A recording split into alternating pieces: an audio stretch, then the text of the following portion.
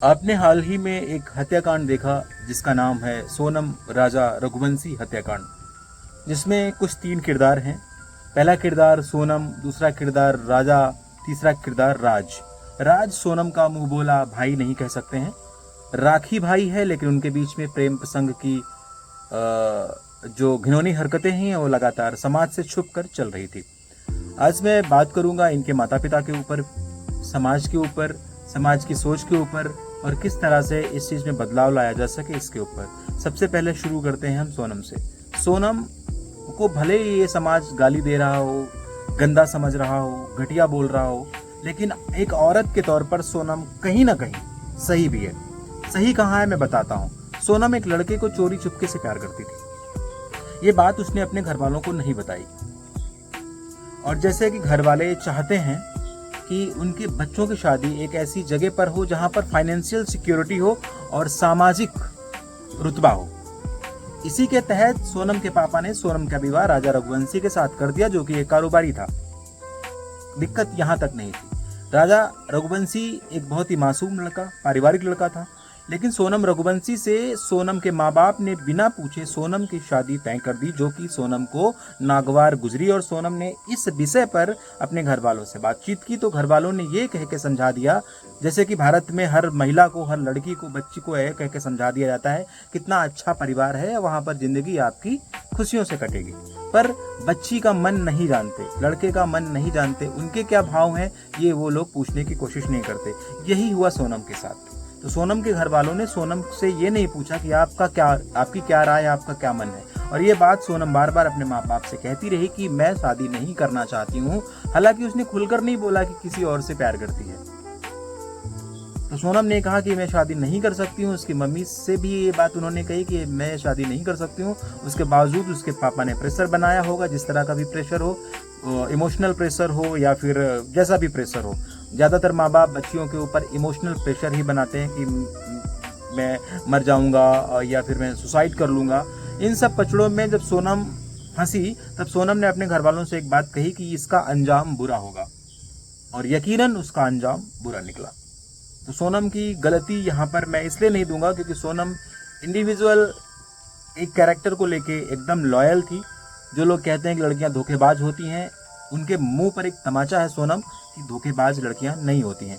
सोनम का नेगेटिव किरदार ये था कि उसने एक ऐसे मासूम की हत्या की जो किसी के घर का चिराग था, और ये बहुत खुशनसीब और बहुत ही हंसमुख मिजाज लड़का था, जो कि गलत किया। इस दृष्टिकोण से हम सोनम को एक हत्यारन और एक क्रिमिनल के तौर पर देखते हैं। लेकिन उसके क्रिमिनल बनने के पीछे की वजह क्या थी? वजह थे उनके घर वाले, जिसने उससे प्रेशर डाला उसके ऊपर और उससे ये करने के लिए मजबूर किया।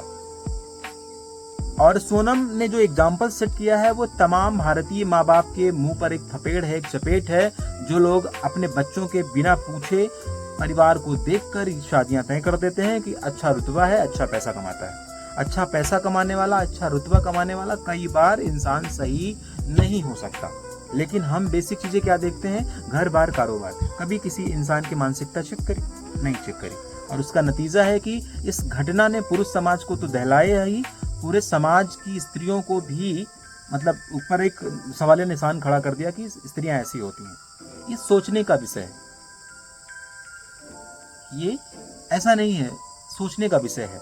समाज में इस तरह की घटनाएं ना हो, इसलिए माँ बाप को ये चाहिए कि माँ बाप अपने बच्चों से शादी तय करने के पहले उनसे पूछें और लगातार उनसे दोस्ताना रिश्ता बनाकर रखें, ताकि उनके बच्चे उनके साथ हर चीज़ शेयर कर सकें। कई बार माँ बाप बहुत सख्त हो जाते हैं, जिसकी वजह से बच्चा अपने दिल की बात उनसे नहीं कह पाता है। प्यार तो अंधा होता है, आप लोगों को सबको पता है। प्यार रियलिटी में देखा जाए तो जाति, धर्म, वेशभूषा, रंग, रूप, कद काठी देखकर नहीं होता।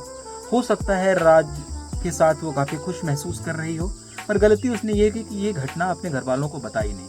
अगर वो बता भी देती ना तो भी घर वाले राजी नहीं होते, इसलिए वो सेटअप बनाना चाहती थी। तो मैं सोनम रघुवंशी की गलती इसमें नहीं दूंगा कि वो एक पति के साथ ऐसा कर रही है। वो गलत कर रही है, उसको साफ तौर पर उस आदमी को बता देना चाहिए था कि भैया ऐसी बात है, हम आपके साथ शादी नहीं करना चाहते हैं और हम किसी और से प्यार करते हैं। लड़का इतना अच्छा था, हंसी खुशी इस चीज़ को स्वीकार कर लेता और शादी तोड़ देता।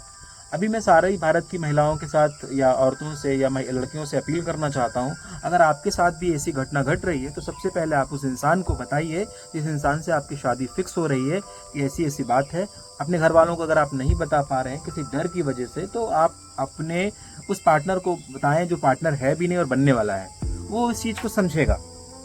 राजा रघुवंशी की बात पर मैं आता हूँ। राजा रघुवंशी ने जांच पड़ताल नहीं की कि लड़की का कैरेक्टर कैसा है, लड़के का बिहेवियर कैसा है, जबकि बीच बीच में राजा को शक हो रहा था, लेकिन राजा एक बहुत कहते हैं नेक दिल इंसान था, इसलिए इन सब चीजों पर ध्यान नहीं दिया। राजा को जानना चाहिए था कि लड़की का मिजाज क्या है। लड़की ने उससे बात नहीं की, उसके साथ वक्त नहीं बिताया, और एक ऐसे बंधन में तुम बंधने जा रहे हो जो पूरी जिंदगी का बंधन है।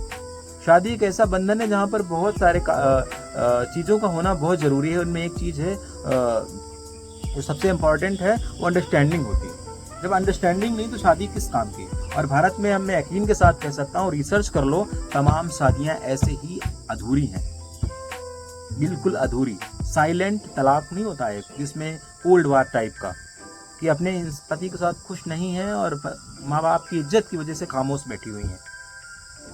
तो इस तरह की नौबत ना आए, इसलिए अपने माता पिता से शादी जैसे मसलों पर खुलकर बात करें। अगर नहीं कर पा रहे हैं तो कोई ऐसा साइन छोड़ें, पर इस तरह की चीज़ें ना करें जिससे समाज में एक एग्जाम्पल सेट करें और समाज में आपको एक विलन के तौर पर देखा जाए, जबकि आपका एक पक्ष बहुत ही सकारात्मक, बहुत ही खूबसूरत है।